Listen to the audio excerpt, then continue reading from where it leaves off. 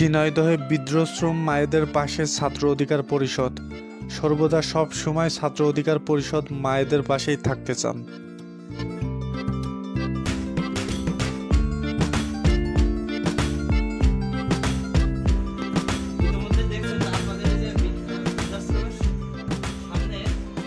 ঝিনাইদহ হরিণাকুণ্ড উপজেলার জোড়াপুকুরিয়া বিদ্রোহশ্রম ও পুনর্বাসন কেন্দ্রে ঝিনাইদহ জেলার ছাত্র অধিকার পরিষদের উদ্যোগে বিদ্রোহশ্রম মায়েদের জন্য কিছু খাবারের আয়োজন করেন।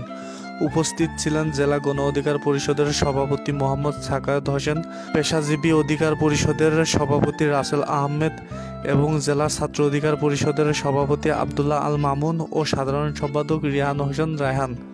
আরও উপস্থিত ছিলেন হরিণাকুণ্ড উপজেলার গণ অধিকার পরিষদের আহ্বায়ক ওমর বিন মারুফ জিতু ও হরিণাকুণ্ড পৌর গণ অধিকার পরিষদের আহ্বায়ক টোকন মিয়া।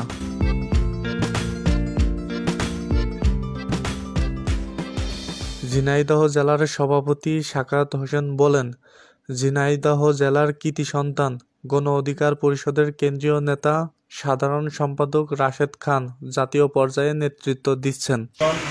18 সালের কোটা আন্দোলনের মাধ্যমে আমাদের ঝিনাইদহ জেলার সন্তান জাতীয় পর্যায়ে নেতৃত্ব দিচ্ছে।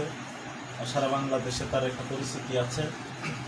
আমরা আশা করি যে এই যে তরুণ প্রজন্ম আপনাদেরই সন্তান, তারা এই সমাজ উন্নয়নের জন্য, সমাজের মানুষের জন্য কাজ করার জন্য এগিয়ে এসেছে।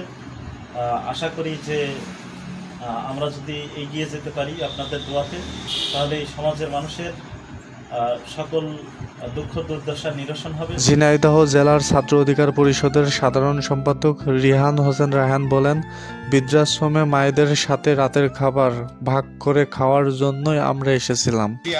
বৃদ্ধাশ্রমে মায়েদের সাথে রাতের খাবার ভাগ করে খাবারের জন্যই আমরা এসেছিলাম।